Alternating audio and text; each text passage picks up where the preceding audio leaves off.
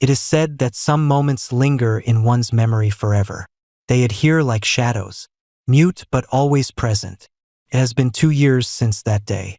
2 years since everything transformed. It was intended to be a straightforward beach excursion with my son. Leonard, my husband, Phoenix, was unable to attend, as he often prioritized work over family. I had grown accustomed to this solitude. However, that day felt anomalous. Both then and now, we settled down, and the sun was warm, perhaps excessively so. I reclined, finally liberated from the cacophony of the world, and requested Leonard to assist in applying oil to my back. I did not hesitate. He is my son, my child. What is the rationale for my doing so? Initially, it was inconsequential, only his hands assisting me. Nonetheless, subsequently, I recognized it. I sensed his presence descend farther and decrease, and I did not intervene. What is the reason? Did I not prevent him? You believe you own knowledge. You may believe you understand your family. Yet there exists a singular moment that can dismantle everything. For me, this occurred on that beach, irrevocably altering my existence. Phoenix and I had been wed for over 15 years. Those acquainted with us would describe us as the ideal couple, possessing a lovely home, commendable children, and a stable life. However, the fissures remain invisible until one is ensconced within the confines. The void is imperceptible unless one is the individual enduring it. For years, Phoenix's career consumed his entire being. He consistently worked. I refrained from stopping him. During weekends and holidays, I convinced myself that his overtime and commitment were for the sake of our family's future. However, with time, that narrative begins to unravel. What value does a house have if no one is ever present? I became imperceptible to him upon his return home.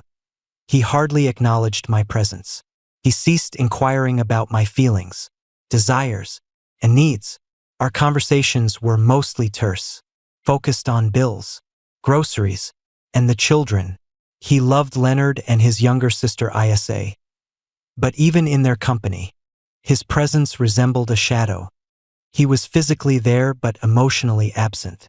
I sat at the table opposite him, contemplating if he sensed my presence that morning. I recall waiting in the kitchen as Phoenix rushed out the door. He grabbed his briefcase, kissed the top of Isa's head, and looked at me briefly, apologizing. Sorry, Freya, I can't make it today. An issue arose at work. I did not engage in any argument. I only nodded like I always did, my throat constricted. I reassured myself that it was okay. Leonard.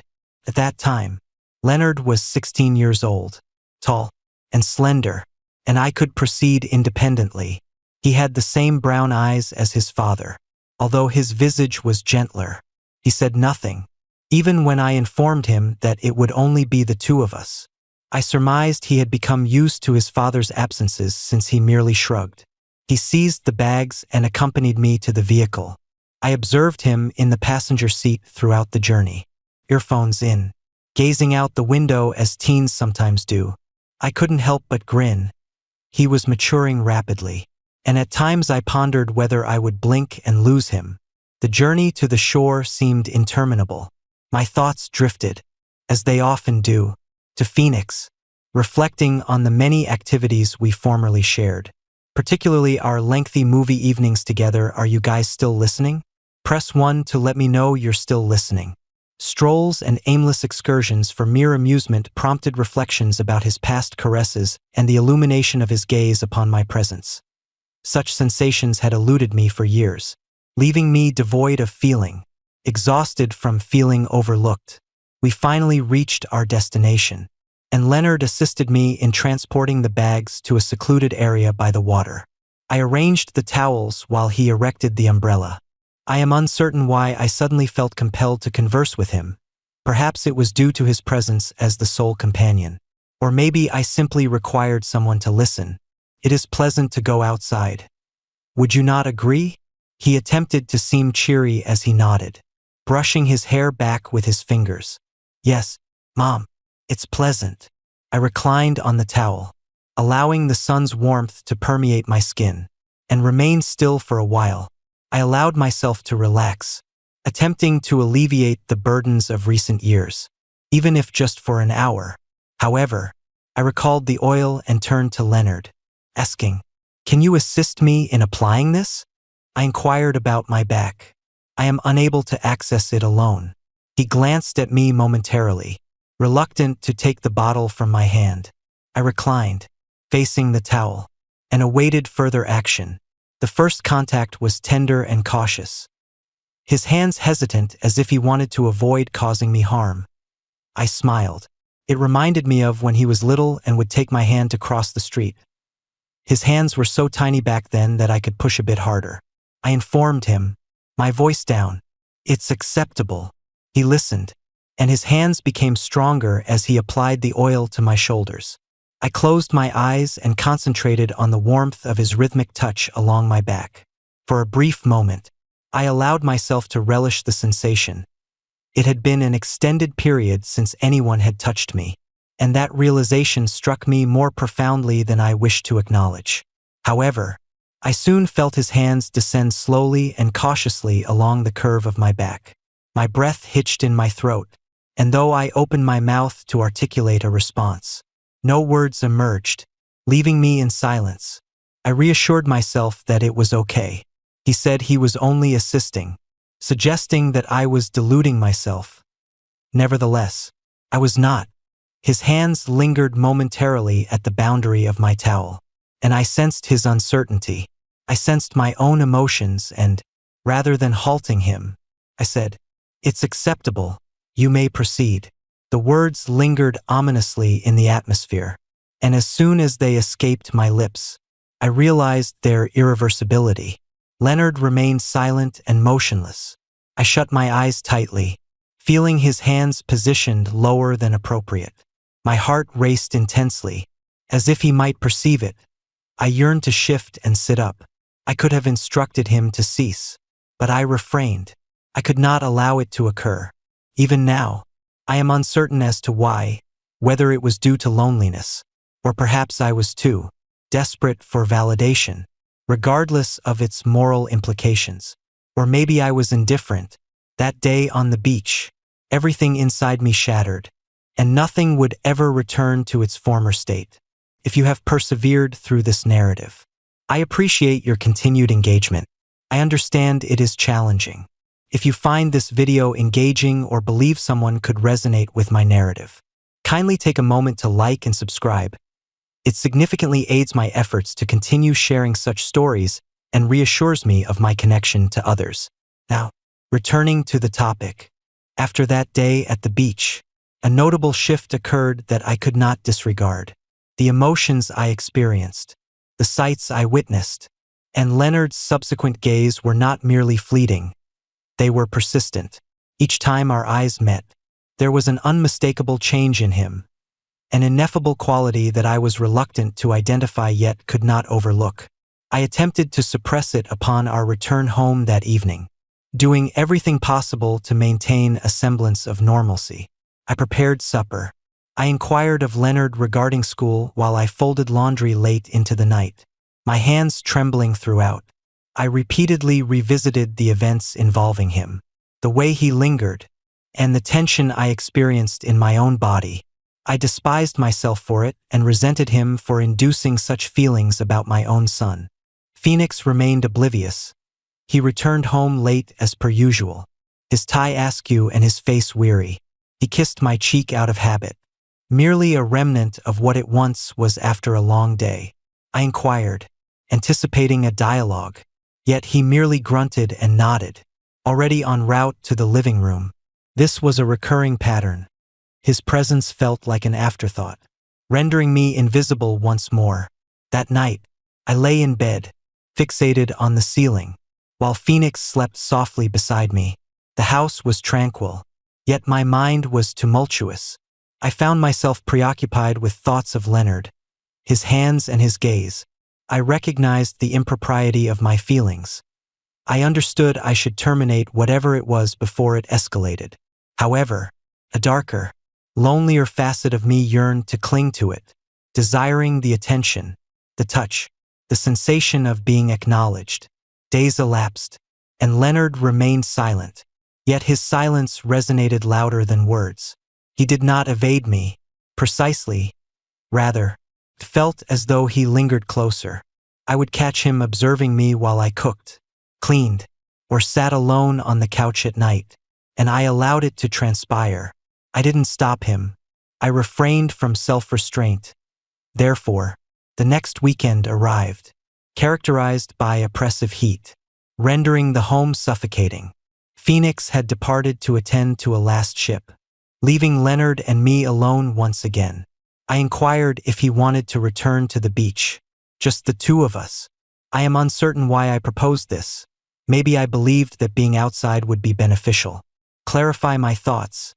Maybe I wanted to challenge myself to see if I could dispel all. The journey was tranquil this time. Leonard, however, did not don his headphones. He remained seated, gazing out the window. His knee bounced restlessly. I wanted to utter something, anything, to disrupt the stillness. But each time I attempted to speak, the words lodged in my throat. Upon arriving at the beach, it was almost deserted. I recall the vivid blue of the ocean and the sensation of the breeze on my face. Rearranged the towels as before, and Leonard assisted me in organizing everything. I did not request him to apply oil on my back. Instead, I remained still with my eyes closed, feigning tranquility. However, even with my eyes shut, I sensed his scrutiny. I could feel him observing me. The actual turning point occurred thereafter. That afternoon, we opted to cleanse ourselves at the beach showers prior to our departure. The intention was to swiftly remove the sand from our skin. However, an inexplicable event transpired. When we arrived at the showers, Leonard stepped under the water first, allowing it to cascade down his back. I observed him momentarily from the side before joining him. An uncontrollable impulse compelled me to remove my outer garments and position myself beside him, the water cooling against my skin. Leonard regarded me with surprise. I am uncertain if it was merely astonishment, uncertainty, or a totally other matter. But he remained silent. I observed him briefly. She then scrutinized him and said, You should also remove your shorts. Proper rinsing is necessary. I am uncertain why I expressed this. Perhaps I sought to demonstrate my control or to halt the situation. Or maybe I was evaluating him and myself. He paused briefly before complying, removing his shoes, and thus we found ourselves together, alone, in the water, as the rain poured down, obliterating everything except our emotions. I turned away from him and softly requested assistance with my back. He complied, his hands gentle as before, yet the palpable tension between us was undeniable. When he touched my waist, I became rigid, the atmosphere thickened, and the sound of the water drowned out all else. I could have walked away. I could have halted the moment, but instead, I leaned closer, took his hands, and guided them to my chest. He did not withdraw. What transpired next is beyond explanation. It was a fleeting moment, a blur. It sprung from need, loneliness, and an unnamed emotion. It was not gentle nor gradual. It was urgent, intensely fervent, erroneous in every aspect. But I was unable to stop it. I had no desire to do so. Upon its conclusion, we remained still, the water cascading over us, erasing the evidence but not the truth. He embraced me like no one had in years, and I reciprocated. Subsequently, we remained silent while we dried ourselves. We packed up and returned to the car in silence. I observed Leonard from the periphery, his face flushed and movements rigid. I realized I had irrevocably damaged everything. We had crossed an insurmountable boundary, yet, for the first time in years, I felt invigorated. The journey home commenced quietly. The car felt constricted and burdensome, as if the atmosphere itself weighed heavily upon us. I gripped the steering wheel firmly, attempting to concentrate on the road. But my thoughts were tumultuous. I could still sense Leonard, his hands, his body, the gravity of our recent actions. I frequently glanced at him in the passenger seat. He remained tense, gazing out the window, his face flushed and jaw clenched. Then, unexpectedly, he spoke. "Mom," he said, his voice low and tentative. I averted my gaze from him. I was unable to respond, although I overheard him mentioning the recent occurrence. My heart momentarily skipped a beat as I contemplated feigning ignorance and dismissing it. The topic shifted, although there was no use in feigning ignorance anymore, especially after our actions. I inhaled unsteadily and said, "I do not know." That was the truth, or at least the closest approximation. I was unaware of what had transpired or the reasons behind it. All I comprehended was that everything had changed. We did not converse again until we arrived in the driveway. I turned off the car, yet neither of us made a move. Leonard finally gazed at me, truly gazed at me, and for the first time, I perceived something in his eyes that frightened me. It was not confusion, guilt, or even shame, but longing. "How long have you harbored these feelings?" He requested his words to evoke goosebumps inside me, as I had been contemplating the same subject. I gazed at him, and it seemed as if something had shattered within me. I said, "Perhaps longer than I desire." We remained silent in the darkness, contemplating if we should go inside to erase the incident from our minds and feign normalcy. But Leonard had other intentions. Prior to my opening the door, he leaned in and kissed me. It was gentle initially. He seemed cautious, as if fearing I might withdraw. However, I did not. I let him kiss me, reciprocated, and then lost control, uncertain whether it was the solitude from years of neglect or Leonard's gaze, which had been absent for so long. I succumbed to the moment outside our house. Leonard embraced me, his hands gliding over my body as if they were meant to be there. I felt invigorated, desired, and truly acknowledged for the first time in years.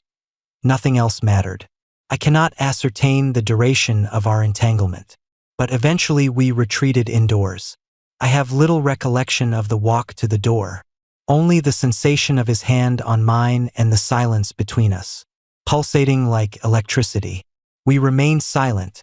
Words were unnecessary.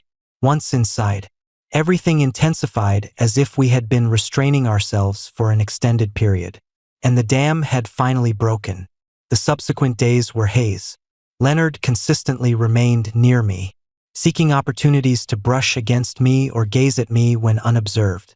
I urged myself to desist, to withdraw, to terminate whatever this was. Yet, each time I beheld him, I perceived the same desolation I experienced. It was as if we were reflections of one another, mirroring the same void, the same hollowness, and I found it impossible to refuse, nor did I desire to. At night, I would lie in bed beside Phoenix, contemplating the shared link, attuned to the rhythm of his breathing. My thoughts would drift to Leonard in the adjacent room, recalling the sensation of his hands and the way he revitalized my spirit. Before I would close my eyes, curling up in my chest like a serpent, I was aware that was unsustainable. I was aware of it. The situation was erroneous, but I was unable to stop the escalating tension between us, which intensified daily until it ultimately culminated in an explosion. This occurred late one evening when I was at work in Phoenix. Isa was sleeping as Leonard and I occupied the kitchen, while washing dishes to distract myself. I sensed his presence behind me. Upon turning, I found him gazing at me as he had on the beach. "Leonard," I uttered softly in an attempt to caution him. Yet he advanced, coming so near that I could feel his breath on my neck. "Mom," he whispered, "I can't stop thinking about it." I was immobilized. My heart raced so intensely that I feared it might explode. I intended to instruct him to cease his departure. He returned to his room to leave me, but I could not comply. Instead, I gazed at him and spoke the one phrase I ought to have refrained from, which was that I could not stop either. That was the moment everything disintegrated, and Leonard kissed me again with more intensity. In a moment of desperation, I reciprocated his kiss. disregarding the moral implications and the existence of Phoenix and the life we had constructed. My sole focus was Leonard, my son, the only individual who had restored my sense of significance since that day on the beach. Since then, normalcy has eluded us, and I am uncertain if it will ever return. Leonard and I have crossed a boundary, cannot be obliterated regardless of my efforts to persuade myself. What began as a fleeting moment has evolved into an overwhelming burden of shame that I cannot manage. The situation is unchanging, but it does not deter me, which is the aspect that frightens me the most. Each day, I see my husband, Phoenix, and my daughter, AA, and I ponder how they remain oblivious to it, how they fail to recognize it. The fissures proliferating between our family may stem from their preoccupation with their own lives, rendering them oblivious to my decline. Or maybe I have just become more adept at concealing it. However, I am very aware that this situation is unsustainable. Perpetual secrets inevitably surface, and when they do, the repercussions will outweigh all my efforts to prevent them. I have repeatedly convinced myself that this is erroneous, that Leonard deserves superior treatment, and that I deserve better as well. However, each time he touches me or gazes at me as if I am the sole individual in existence, I succumb. He invigorates me in a manner I have not experienced in years, perhaps ever, and that is the reality I must endure. I am uncertain on how to resolve this issue. I am uncertain if I can resolve this issue, which is why I am sharing my narrative in the hope that someone may possess a solution. I find myself in a predicament I have not previously contemplated. Perhaps you can assist me in extricating myself from this turmoil before it becomes irrevocable. Therefore, I implore you to share any counsel you may possess, particularly if you have experienced a similar situation or are acquainted with someone who has. I am eager to hear from you. Additionally, let this serve as a cautionary tale. Solitude can lead one to unforeseen depths. Do not allow yourself to become as lost as I have. Allow your universe to disintegrate before you comprehend the situation.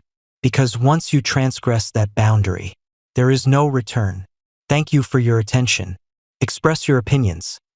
Like this video if you found it beneficial and subscribe for further content. I need reassurance that I am not alone. Sometimes, the most significant betrayals are not those inflicted against others but rather those we perpetrate against ourselves.